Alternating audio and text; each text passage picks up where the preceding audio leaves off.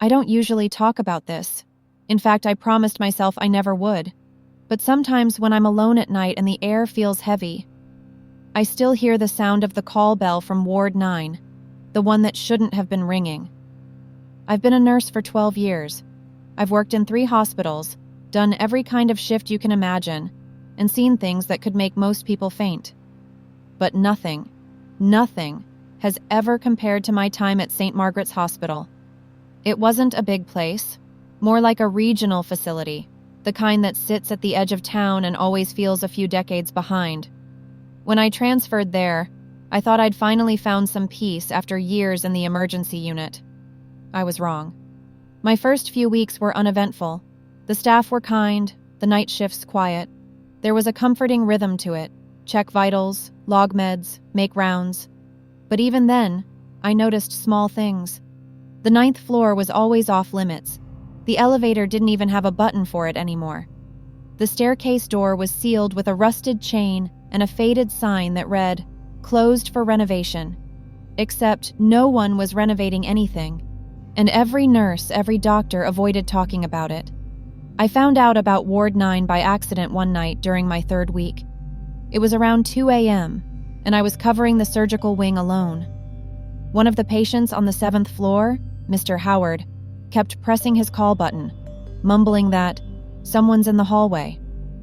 When I went to check, the corridor was empty, except for a wet set of footprints leading toward the elevator.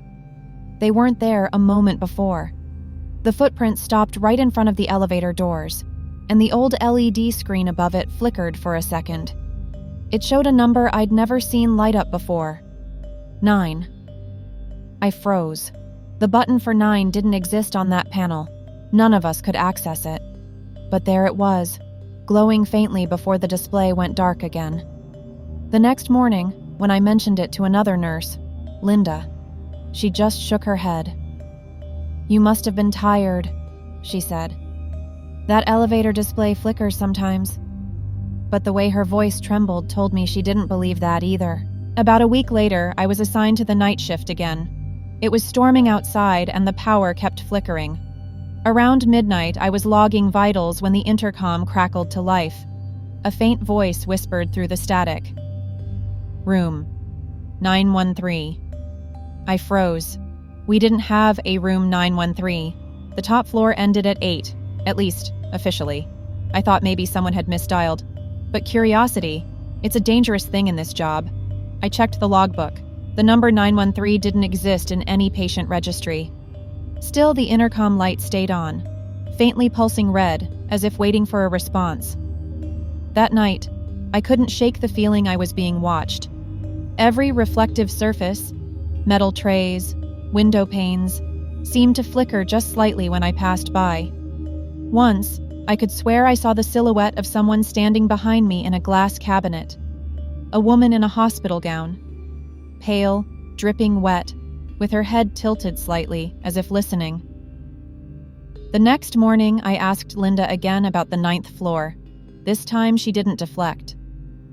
"You don't want to know," she said quietly, glancing around the break room. "They shut it down 20 years ago. There was a fire. Whole ward went up in minutes. Most of the patients were psych cases, high dependency. No alarms, no sprinklers. Everyone on that floor died before help got there." She paused, lowering her voice. "They say some of them never left." I laughed nervously. "Ghost stories? Every hospital has them." She didn't smile. "Maybe. But don't answer the intercom if it says 913 again." I tried to brush it off, but after that night, strange things started happening more often. Supplies would go missing. The elevator doors would open on their own, even when the power was steady. One time, I found an old chart wedged behind the nurse's station printer, dated 2003. It listed a patient named Eleanor Hayes, age 26. Ward 9, room 913. Her cause of death, self-immolation. The image of that wet silhouette from before came rushing back. The smell of burning antiseptic that sometimes lingered in the hallways. The faint sound of someone sobbing through the walls when the lights went out. A few nights later, the hospital was understaffed, and I was asked to cover the East Wing alone. I didn't mind until around 3:30 a.m. when I noticed something wrong with the call board. One of the lights was blinking, faintly and steadily.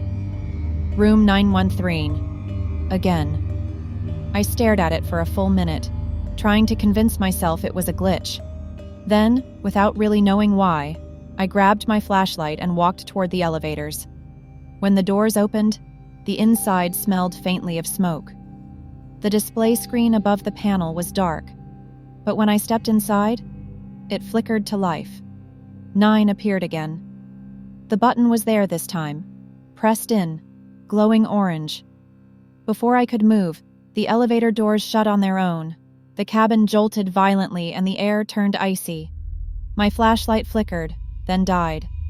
For what felt like forever, I just stood there, heart hammering, as the elevator rattled upward. When it stopped, the doors opened into a corridor I didn't recognize.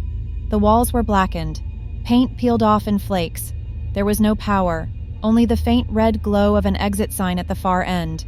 The air reeked of burnt plastic and mold. And yet, I could hear beeping, heart monitors, distant voices, footsteps. The ward was alive. I should have gone back. But my legs moved on their own. Each step echoed down the empty hall. Room numbers passed by. 909, 911, then 913. The door was ajar. A faint orange light pulsed from inside. And then, I heard it. A woman's voice, hoarse, trembling. "Help me." The room was almost completely burned out. Charred bed frames, melted IV poles, the faint smell of gasoline. But in the corner stood a hospital bed, untouched by fire. Someone lay on it. Her skin was pale and translucent, like wax. Hair clung wetly to her face. Her gown was stained with ash. And yet, her eyes opened when I stepped closer. "You came back," she whispered. I couldn't speak. My throat felt like it was closing. "I waited," she said, her voice cracking. "They all left me. But you stayed." I'm not," I tried to say, but she smiled faintly. Her hand reached out, trembling, fingers blistered and raw. When I stepped back, the walls groaned, the light flickered, and for the briefest second, I wasn't in a burned-out room anymore. It was as it once was, clean, sterile, full of life. Monitors beeping, curtains drawn, nurses rushing in and out, and at the center of it all, her. Eleanor Hayes, strapped to the bed, screaming as flames crawled up her gown. Someone had locked the door from the outside. Her gaze met mine through the fire. "You watched me burn." The illusion shattered. I stumbled back. The room was dark again, empty. But when I turned toward the elevator, the hallway had changed. The floor was slick with water. The ceiling lights blinked like dying stars. And behind me came the sound of footsteps, bare feet slapping against linoleum. Slow, wet, getting closer. I ran. The elevator was still open, thank God. I jumped inside and slammed the close door button again and again until the metal doors sealed. The display blinked erratically. 9, 1, 8. Then the whole screen went black. When it opened again, I was on the 7th floor. Everything looked normal, clean, quiet. But when I looked down, the soles of my shoes left wet footprints on the floor. The next morning, I was found unconscious near the elevator. They said I must have fainted from exhaustion. The hospital record showed no trace of a 9th floor ever being reopened. No sign of any recent electrical malfunction. But when I went to the break room later, Linda looked at me like she'd seen a ghost. "You went up there," she whispered. "Didn't you?" I didn't answer. I couldn't. I quit 2 days later. I told myself it was burnout. Too many night shifts, too much stress. But I knew better. Because on my last day, as I was clearing out my locker, I found something folded neatly inside my uniform pocket, a patient chart. The same one I'd seen before. Eleanor Hayes, Ward 9, Room 913. Only this time there was a new note scrawled in red pen at the bottom. Admitted by Nurse S. Ward. That's my name. Sarah Ward. For years, I tried to rationalize it. Maybe it was a breakdown. Maybe my mind filled in gaps with fear and fatigue. But then, 3 months ago, I got a call from one of my old co-workers at St. Margaret's. They were finally renovating the upper floors, reopening what used to be Ward 9. She sounded shaken. Sarah. When they cleared the rubble, they found something. What? I asked. A bed, burned but intact, and the nameplate on it still legible? There was silence on the line before she whispered. It said Ward, S on the tag. I haven't slept well since. Every night I hear that faint intercom buzz, the whisper of room 913. Sometimes I even smell smoke again.